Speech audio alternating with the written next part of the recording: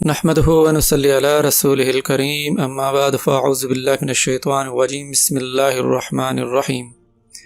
آج میں آپ کے سامنے ایک بہت ہی پیاری حدیث لے کر حاضر ہوا ہوں۔ اس حدیث مبارکہ میں نماز کے بعد ایک بہت ہی خوبصورت عمل کے بارے میں بتایا گیا ہے جس کا اجر و ثواب بے انتہا ہے۔ یہ حدیث صحیح بخاری کی حدیث ہے۔ یہ حدیث نمبر 6329 ہے۔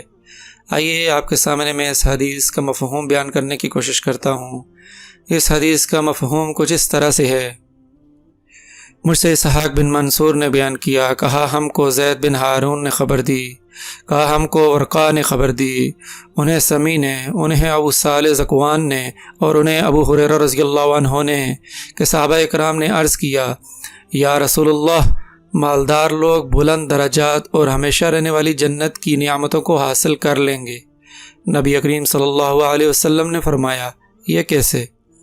صحابہ اکرام نے عرض کیا، جس طرح ہم نماز پڑھتے ہیں وہ بھی پڑھتے ہیں، اور جس طرح ہم جہاد کرتے ہیں وہ بھی جہاد کرتے ہیں، اور اس کے ساتھ وہ اپنا زائد مال بھی اللہ کے راستہ میں خرچ کرتے ہیں، اور ہمارے پاس مال نہیں ہے۔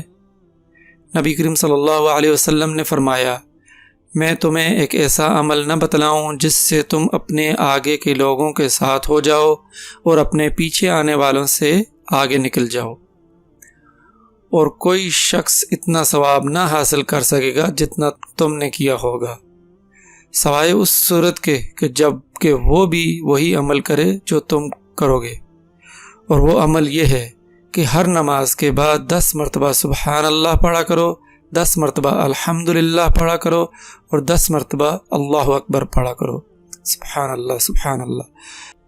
اس کی روایت عبید اللہ بن عمر نے سمی اور رجع بن حیوہ سے کی، اور اس کی روایت جریر نے عبدالعزیز بن رفیع سے کی، ان سے ابو صالح نے، اور ان سے ابو دردہ رضی اللہ عنہ نے، اور اس کی روایت سہیل نے اپنے والد سے کی، ان سے ابو ہریرہ رضی اللہ عنہ نے، اور ان سے نبی کریم صلی اللہ علیہ وسلم نے۔